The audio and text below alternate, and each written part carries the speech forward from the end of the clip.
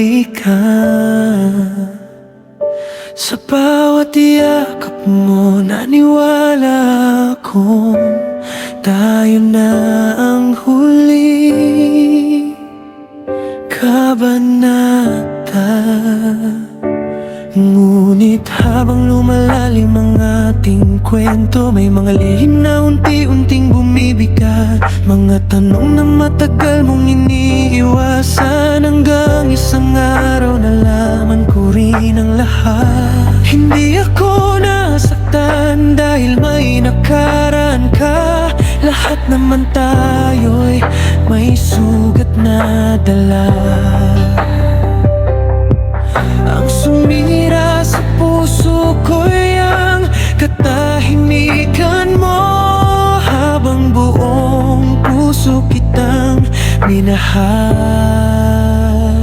Hanggang kailan ka maghahanap ng pag-ibig na hindi mo rin kayang panghawakan? Bawat taong dumarating, umaalis ding sugatan. Hindi mo kailangang maging perfecto, pero kailangan mong maging totoo, dahil ang pusong puro lihim unti-unting nawawalang tiwala.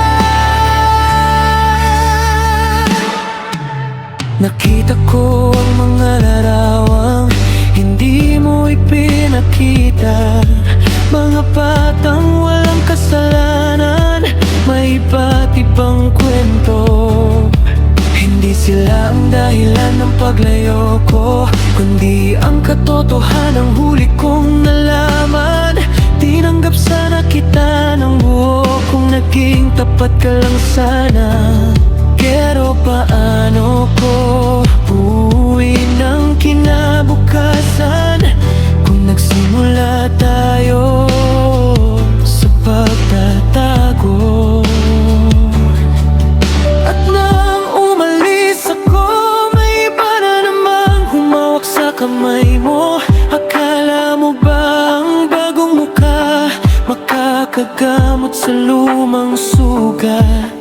Kung hindi mo haharapin ang sarili mong sakit, kahit ilang pag-ibig pa ang dumating, mananatiling kulang ang lahat.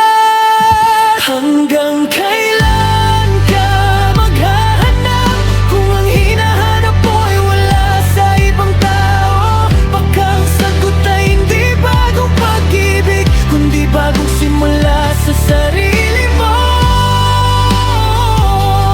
At ako, pinili kong lumayo, dahil mas masakit ang manatili sa kasinungalingan. Mamahalin pa rin kita sa alaala, pero hindi na sa aking kinabukasan.